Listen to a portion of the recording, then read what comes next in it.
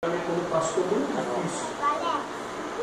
Muito difícil. Uma semana de muita luta, de muitas coisas que têm que ser resolvidas, e isso traz um desgaste muito grande.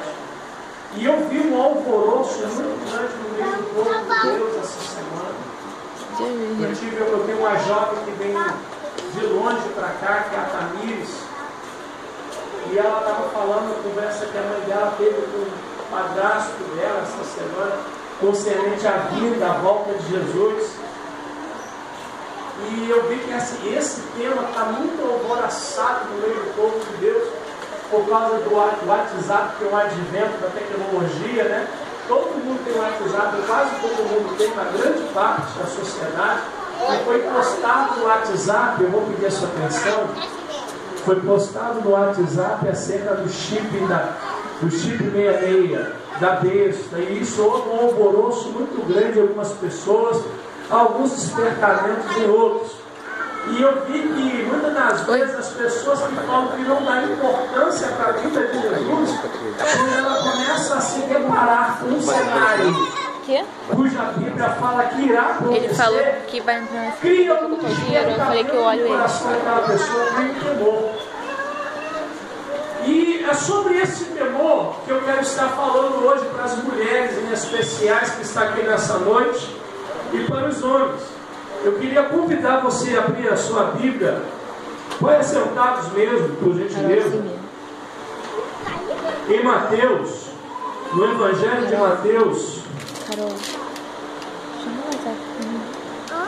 Chama o WhatsApp. capítulo 25. É aquele que está escrito lá na frente.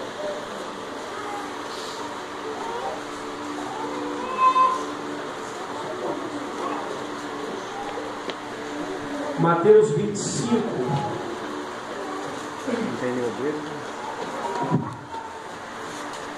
Grava aqui dentro pra mim que eu vou olhar as crianças rapidinho. Cuidado que eu tô gravando. Eu quero estar lendo só um verso para não se tornar cansativo. Pedi o diácono para me ajudar com o Daniel. Isso. Deixa as crianças aí fora.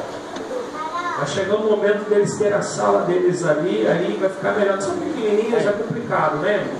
Mas eu queria muita atenção na igreja. Eu não tenho o costume de usar pedestal, mas hoje eu sinto um desejo nesse meu coração. Mateus 25, verso 1, que diz assim: então o reino dos céus será semelhante a 10 virgens, que pegando as suas lâmpadas saíram a encontrar-se com o noivo. Verso 2: 5 eram insensatas e 5 prudentes. Amém.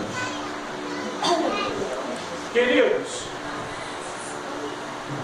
isso é uma parábola, isso é uma ilustração que o nosso Senhor e Salvador Jesus Cristo ele usou nos dias cujo ele veio em carne sobre a face da terra, para tentar transcrever ou descrever algo concernente ao reino dos céus.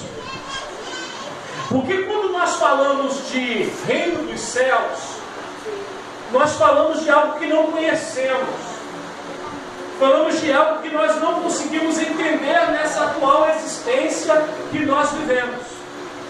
Deus precisa se revelar de um modo singelo e de um modo que o homem possa compreender sobre coisas espirituais e divinas. Aí você me pergunta, pastor, por que nós não conhecemos? Porque nós não viemos de lá. Nós somos terrenos. E como arranjar uma cadeira para mim? Esse corpo que você habita e eu habito, ele é terreno. A origem dele é da terra.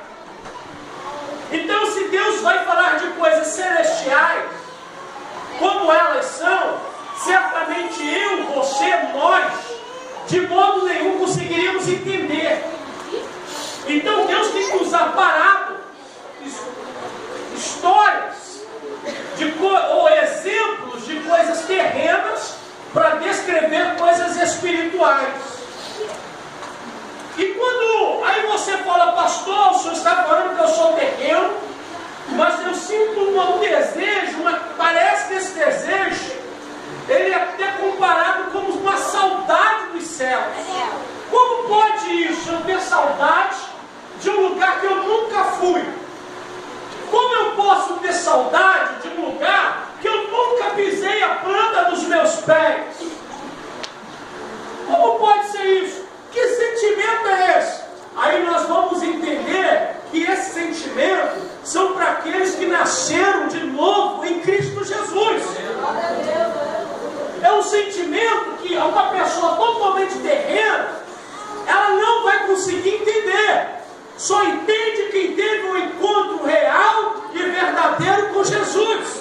que nasceu de novo, não nasceu da vontade da carne e nem da vontade do sangue, mas nasceu através do Espírito Santo de Deus. Porque quando nós nascemos de novo, recebemos em nós algo chamado Espírito Santo, que passa a ser o selo, a garantia que um dia iremos encontrar com o Senhor nos ares. Aí aquela vontade, quando você escuta um hino, ou quando você está no lugar e você usa aquela expressão dizendo assim: ah, se eu puder estar no céu hoje, quem dera que Jesus viesse buscar a igreja hoje, quem dera se eu pudesse me encontrar com o Senhor no dia de hoje. O que lhe faz você ter esse sentimento é o Espírito Santo de Deus que habita dentro de você.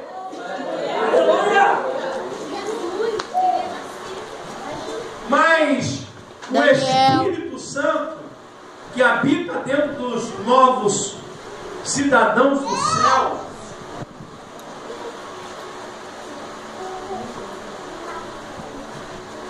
ele nos faz compreender aquilo que os outros não compreendem. Ele faz nos entender, nós entendermos o verdadeiro sentido das ilustrações ditas por Cristo.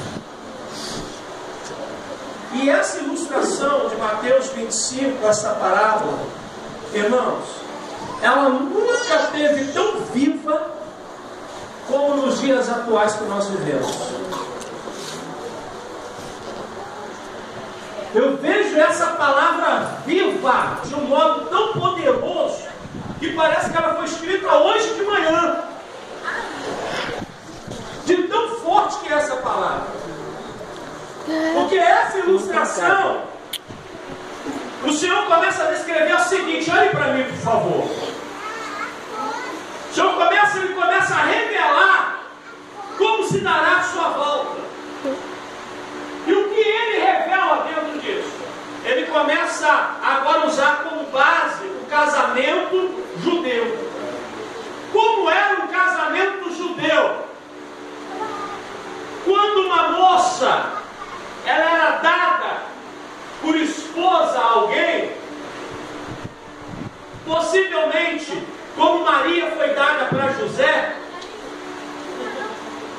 era da seguinte forma: depois que o pai ou a mãe fizesse aquele acordo nupcial, ou a pessoa fizesse o acordo com os pais da noiva, ou vice-versa, ou a noiva e o noivo decidiam casar-se, eles assumiam o compromisso de noivado.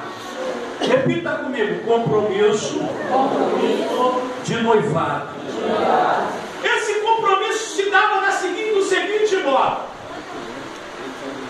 eu vou casar com você, eu também vou casar com você, eu vou trabalhar, eu vou para longe, daqui um ano eu vou voltar, e quando eu voltar eu vou te tomar como a minha esposa.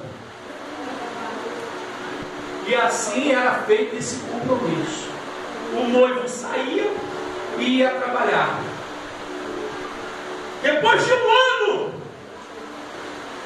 eles distantes, só com o compromisso e a fidelidade da sua palavra, já era o suficiente. Quando o noivo estava prestes de chegar à data do seu regresso, os pais da noiva e a sua família começavam a preparar a festa. Começavam a preparar o banquete para receber o noivo. Primeira verdade que eu quero falar aqui hoje dentro do casamento judeu, eu quero que você olhe para a pessoa que está ao teu lado. Dificilmente você vai escutar alguém falando isso, mas aprove a Deus eu falar isso hoje. Olhe para a pessoa que está ao teu lado e fala assim: não é o noivo que recebe a noiva, é a noiva que recebe o noivo com festa. Aleluia! Vocês ainda não entenderam. Eu vou repetir. Não é o noivo que vai receber a noiva, mas é a noiva que vai receber o noivo.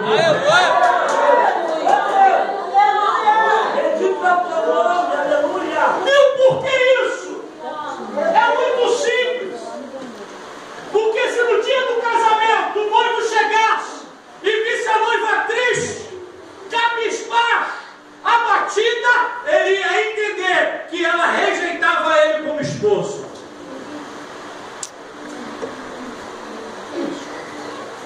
Você ainda não entendeu, mas eu vou repetir. Se o noivo viesse encontrar a noiva e visse a noiva cabisbaixo, triste, ele ia entender que a noiva estava rejeitando ele. Glória a Deus.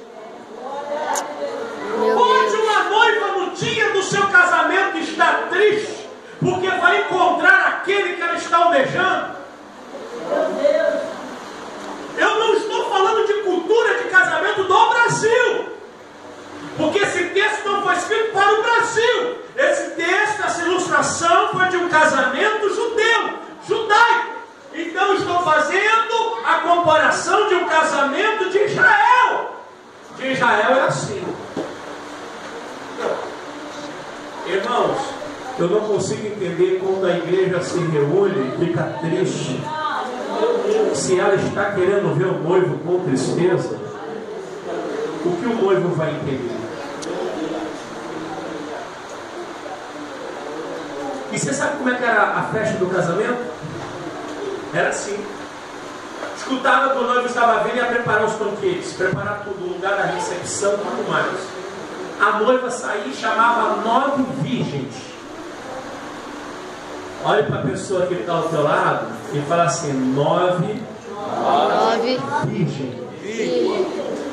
9 acompanhantes. Já mudava totalmente, porque no casamento do Brasil nós temos o quê?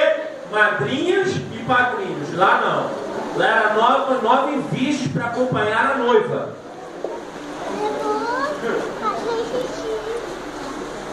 E essas virgens, elas tinham que estar com a mesma alegria do que quem? Não eram 10 casamentos que esse texto fala. Esse testamento fala de um casamento e fala de 10 virgens, porque uma era a noiva e as outras eram as amigas, as acompanhantes da noiva. O que ocorre? Elas tinham uma vasilha, uma lâmpada, você pode colocar, e umas carregavam uma botija com azeite na lâmpada. Por quê? Porque começou a entardecer. Eu vou falar tudo, quero que vocês prestem atenção, porque eu vou trazer uma revelação forte aqui. Começou a entardecer e elas ficaram cansadas. E foram fazer o quê? Dormir. Todas eram virgens, todas estavam vestidas para o casamento, e todas foram dormir porque era tarde. Eu vou parar aqui e depois eu vou dar continuação. 3 verdades nessa noite que eu quero falar de princípio. Primeira verdade: que a igreja simboliza a noiva do Cordeiro. Eu quero falar que Jesus vai vir buscar a noiva. Você pode olhar para você e falar assim: independente de você ou não, Jesus vai vir buscar a sua noiva. Ele prometeu que um dia ele vai vir buscar a noiva, que um dia ele vai vir encontrar a noiva. Pastor, se eu sou noiva, então por que a Bíblia, porque diz que muitos ficarão e outros irão? Vou revelar para você daqui a pouco. Ele é o noivo, saiu. Quando o noivo voltar, segunda verdade, o noivo quer encontrar uma igreja alegre, porque viu. Aí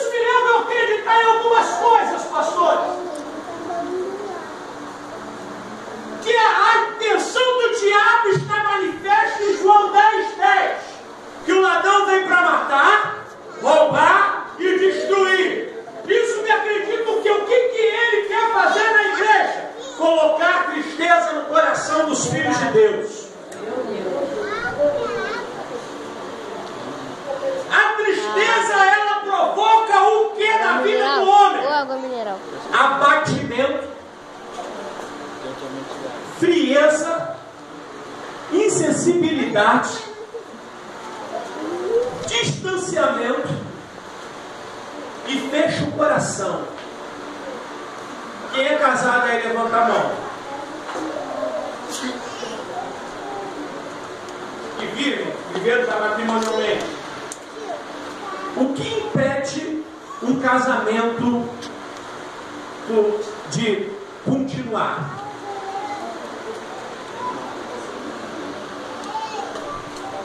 A tristeza.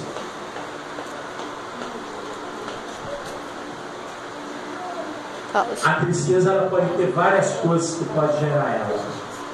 De uma traição a uma palavra dura. Uma vez que a mulher ou o homem fecha o coração e ele fica insensível para o companheiro ou para a companheira, o que ocorre? Distanciamento de ambos. Porque diz que o amor não se esfria. Tem essa crendice, não, o amor ele perdura, né? Eu expliquei, ele fala, o amor resiste tudo, o amor é forte. Olha para a pessoa que está falando assim, não é bem assim. O amor só resiste quando ele é bem alimentado. E eu quero falar que para o reino de Deus é o mesmo padrão. A tua alegria com Deus, ela só vai ter se você alimentar o teu amor com o noivo. Não é o noivo com você, mas é você com o noivo. O que você tem feito para alimentar o teu amor com o noivo? Meu Deus! O que você fez para alimentar o teu amor com Deus? O que você faz? Sabe por quê, irmão? Você já viu um culto? Alguém aqui já viu uma reunião de judeus dentro da sinagoga? Alguém já viu? Alguém teve o privilégio de ver? Fica quieto. Papai. Você sabe que é o povo mais festivo do mundo? Não é o brasileiro. Papai deve estar lá, ó. Vê lá. Você sabe que é o povo mais festivo do mundo? Sou um judeu. Eu já tive o privilégio de ver uma festa judaica. Levanta poeira no chão. Você já viu um casamento judeu? Não, vocês comem. A festa que faz o desejo.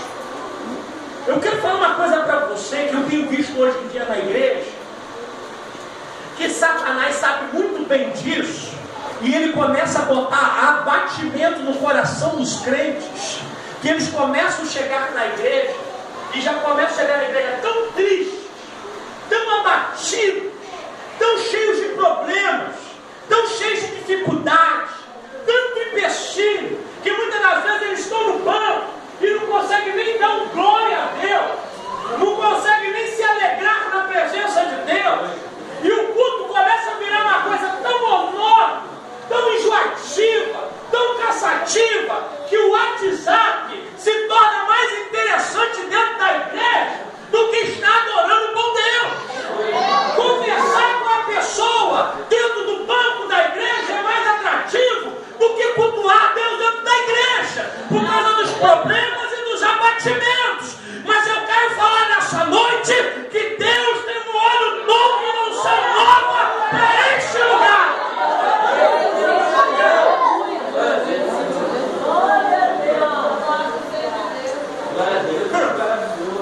Você já viu que as preocupações nos impedem de nos alegrar?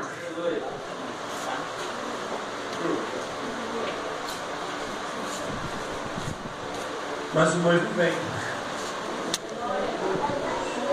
Aleluia. E você sabe o que é interessante? Eu já vi tanta gente pregar isso, eu falo, meu Deus, eles erraram. O texto não fala isso. Pessoas falando que gritaram assim, o noivo vem! E elas se despertaram para encontrar com o noivo. Não foi isso. O texto fala, sabe o quê? Que um arauto, alguém gritou, dizendo que o noivo estava chegando. Mas o noivo ainda não havia o quê? Chegado. Alguém gritou: o noivo está chegando! Porém o noivo não tinha chegado. Foi para despertar o povo. Quantos hoje em dia estão gritando assim: Jesus está voltando! E o povo continua dormindo. Aí você vê que fala assim: elas estavam dormindo. Você sabe por que é o grito que Jesus está voltando? Para despertar. Aí sabe o que a Bíblia fala em Efésios? Desperta tu que dormes, levanta dentre os mortos e Cristo te esclarecerá. Aí sabe o que Deus está falando assim? Acorda você que vive no sono da indolência. O noivo está voltando. Ó. O que pode ser esse sono? Vai sentar. Você sabe o que é adormecer? Estar com seus sentidos adormecidos. Não estar alheio às coisas que estão acontecendo ao seu redor. Você já viu quando você fala para alguém que está distraído assim, ó, acorda? Parece que está dormindo. Não é assim? Quem já fez isso sempre para alguém? Acorda, porque a pessoa está adormecida, ela não está atenta, alheia às coisas que estão acontecendo ao seu redor. E você sabe o que isso quer dizer? Que a igreja do Deus vivo nos dias atuais está dormindo, não está atenta para as coisas que estão acontecendo ao seu redor. E tem muita gente que está assim: isso não tem nada a ver, mas isso não sei o que, mas eu escuto Deus de novo que Jesus vai vir buscar a igreja. Não, isso não é bem assim não, pastor, e não sei o que. Eu quero falar que tais pessoas estão adormecidas, mas nessa noite eu quero ser o arauto desse lugar para dizer: Jesus está voltando!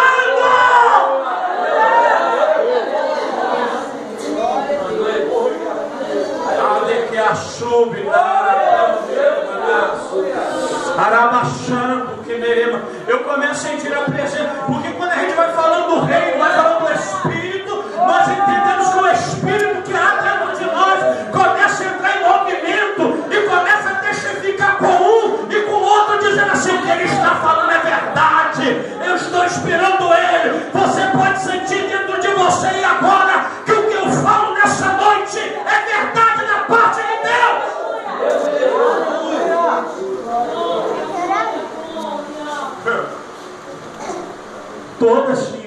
Todas tinham vasilha, todas tinham lâmpadas. Quando elas acordam, você sabe qual é o diálogo delas? Todas estavam com a sua lâmpada acesa, mas haviam 5 que tinham azeite em reserva. Elas olham e falam assim: você tem azeite?